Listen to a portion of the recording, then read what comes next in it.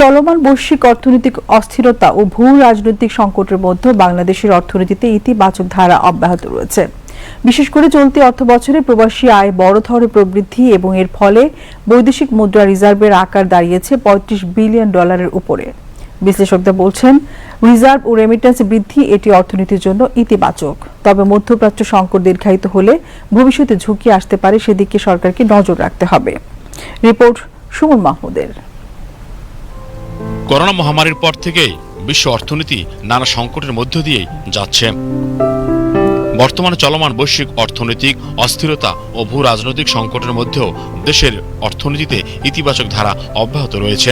বিশেষ করে চলতি অর্থ বছরে প্রবাসী আয়ে বড় ধরনের প্রবৃদ্ধির ফলে বৈদেশিক মুদ্রা রিজার্ভে রয়েছে স্বস্তি। চলতি বছরের মার্চ মাসে প্রবাসী আয় এসেছে $4 বিলিয়ন, যা নতুন করে রেকর্ড সৃষ্টি করেছে। আর গত মাসেও প্রবাসী আয় এসেছে $3 বিলিয়নের উপরে, যা গত অর্থ বছরের একই সময়ের চেয়ে 13% বেশি। আর বর্তমানে বৈদেশিক মুদ্রার রিজার্ভ দাঁড়িয়েছে $35 বিলিয়ন উপরে। বিশ্লেষকরা বলছেন, বৈশ্বিক সংকটের মধ্যেও প্রবাসীরা বৈধ পথে প্রবাসী আয় পাঠাচ্ছে প্রণোদনা ও ভালো বিনিময় হারের কারণে। তবে এর ধারা আগামী দিনগুলোতে অব্যাহত রাখতে হবে। আমাদের অর্থনীতি আসলে গতি পাচ্ছে কিন্তু এই রেমিটেন্স যোদ্ধাদের রেমিটেন্স পাঠানোর মাধ্যমে। এবং আমরা কোভিডের সময়ও দেখেছিলাম, একসময় আশঙ্কা করা হচ্ছিল যে রেমিটেন্স হয়তো কমে আসবে, কিন্তু তখনও আমরা দেখেছি যে না, আমাদের অর্থনৈতিক উন্নয়নের একটা বড় ভূমিকা সব সময় কিন্তু আমরা দেখেছি যে আমাদের রেমিটেন্স প্রভাবটা রেখেছে। বিশেষ করে আমাদের বড় একটা শ্রমশক্তি কিন্তু মিডল ইস্টে কাজ করে। তো মাঝখানে যে আমাদের যুদ্ধের অবস্থা আমরা দেখছি, সেই বিবেচনায় চাকরি হারানোর ভয় বা নিরাপত্তাজনিত কারণে একটা আশঙ্কা তৈরি হয়েছিল। পরিস্থিতির এখন যেহেতু কিছুটা ভালোর দিকে আছে, আমরা আশা করছি যে এটা হয়তো সেরকম আশঙ্কাজনক নয় এবং ভবিষ্যতে আমাদের এই ক্ষেত্রগুলোতে আসলে যারা কর্মরত আছেন তারা সেখানে কর্মরত তারা কন্টিনিউ করতে পারবেন এবং হয়তো রেমিটেন্স প্রবাহটা আশা করছি ভালো হবে। বিশ্লেষকরা আরো বলছেন, প্রবাসীদের ব্যাংকিং চ্যানেলের প্রতি দিন দিন আস্থা বাড়ছে এবং সরকারের কঠোর নজরদারির কারণে অবৈধ হুন্ডি ব্যবসা সংকুচিত হয়েছে।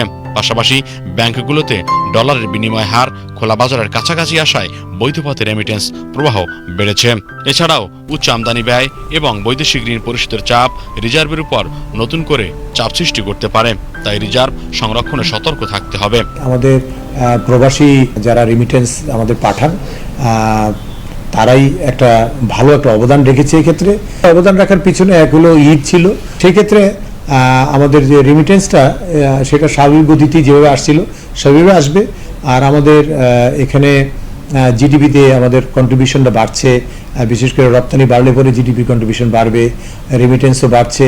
প্রপার ফান্ড ম্যানেজমেন্টটা করতে পারলেই কিন্তু রিজার্ভ একটা সমৃদ্ধ হবে। যেটা দেখি যে কোনো উৎসবকে ঘিরে কিন্তু রেমিটেন্সটা বাড়ে এবং আমাদের একটা ঈদ গেছে, পহেলা বৈশাখ গেছে এবং সামনে আরেকটা উৎসব আছে, এর মধ্যে বৌদ্ধ পূর্ণিমা গেছে, সামনে হয়তো পূজার বিষয় আছে। তো এই উৎসবকে কেন্দ্র করেও কিন্তু আমরা দেখি যে আমাদের দেশে রেমিটেন্স প্রভাবটা ভালো হয়। তো সেই বিষয়গুলোতে সরকারকে আসলে অতীতেও যেরকম ছিল যে কিছু প্রণোদনা দেওয়া, আমাদের ইনফর্মাল চ্যানেলে আসলে রেমিটেন্সগুলো আসে।